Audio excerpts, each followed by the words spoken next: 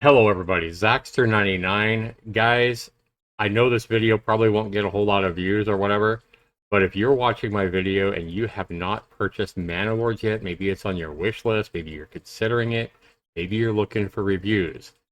You guys know that nobody's more honest than yours truly, me, Zaxter99, on these indie games.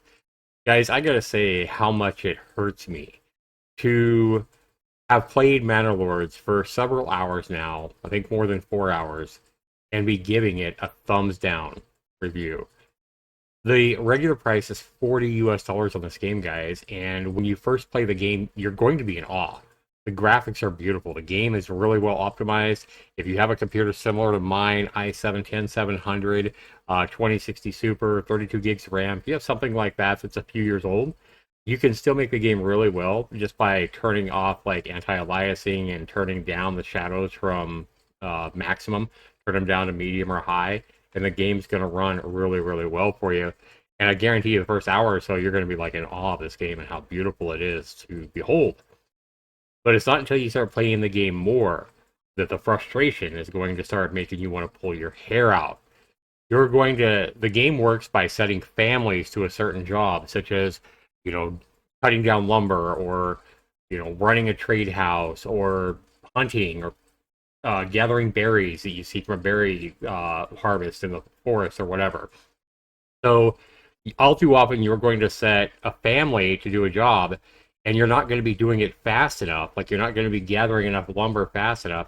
And you're going to zoom in and look at the people working. You'll see like a husband and wife assigned there, and you'll watch like the wife walking around doing nothing and sitting around the hunting camp and walking into town, and you're thinking, oh, what is she going to do? She's going to go get something or she's going to do something.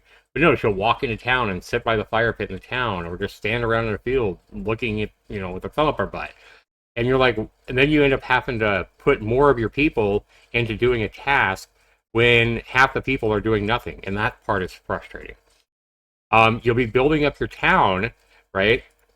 And you'll end up the game will end up flashing saying, Raiders stole 52 meat, or Raiders stole, 30 berries or whatever that you have in your granary or whatever. And you'll zoom in looking for where your food supply is. You'll see no bandits. There's nobody there. You have no way of knowing. It's just like it's a random pop-up, like total RNG, like a dice roll in a game like this. So you have no way to protect your goods that you're grinding your ass off to make. That part is super frustrating.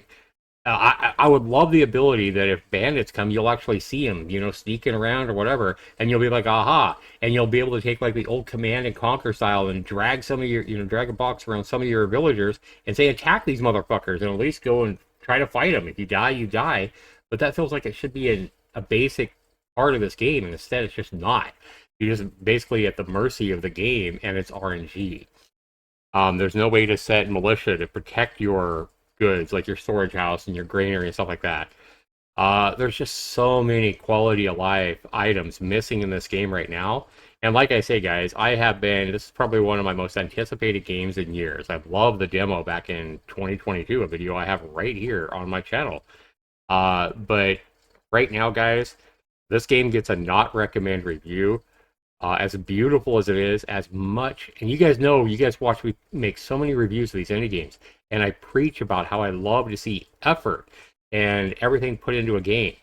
So if there ever has been an effort is obvious game, this is the one. In fact, I think I'm going to label this game as an effort is obvious because the effort and passion from this developer is overflowing. It's just oozing and flooding this game in every aspect and every pixel. I love this developer. I love what he's doing. But this might be one of those things where maybe this developer has bit off more than he can chew, or maybe he's bit off more than he can chew in, like, say, a 8-year time frame, or however long he's been working on it. He probably should have asked for some more help. He probably should have had more people beta test the game for him before he ever launched it on Steam. And despite what I say, guys, this game is going to continue to get 85% positive reviews. The reviews are falling, and I think it's from people like myself who are just frustrated as they get into the game more and they play 5, 6, 10, 12 hours, way past the point of being able to refund the game, and they see all that is missing from this beautiful game. And I think in the end, I think this developer is going to make this game like probably one of the best medieval city builders ever. I honestly feel that way. But it's going to take more time. So guys, in the meantime, what I can't do enough, this game has 13,000 reviews. It just came out less than 24 hours ago, or about 24 hours ago. 13,000 reviews its first day. Way, way, way overhyped. And I understand why. It's an amazingly passionate game, but it's just missing too many quality of life items. The combat is too simplistic. You're going to be fighting, even on the easiest level of difficulty, you're going to be fighting to keep all your people fed and happy and stuff like that. And meanwhile, the enemy AI is going to be taking over, spots of land, and they're going to have like 10 times the military that you do. It's just super frustrating, guys. The balance just isn't here. What do I recommend instead, guys? A game I have preached for years on my channel and made videos and content videos for years. Look no further than Ostriv. This game is also made by a very passionate solo developer who I think he has a few more developers now, but for 95% of what this game is, he did it all himself, much like the developer of Manor Lords. Ostriv is also a medieval city building game. It doesn't have the military concept. It doesn't have the ability to conquer lands and stuff like that. But if you're looking for just a fantastic, city building that has the ability to do trade and set up farms and explore the map and stuff like that, once you get to that point and try to survive harsh winters and stuff like that, I don't know that there's a better game out there than Ostriv. Ostriv is fantastic. It's also made by a very passionate indie developer, like I said, and it just has way more balance. It's years ahead of Manor Lords, as far as balance and quality of life items, and being a game that's not going to just frustrate the living hell out of you. Ostriv is my recommendation for at least probably the next 2 years, and we'll reevaluate the two games in 2 years.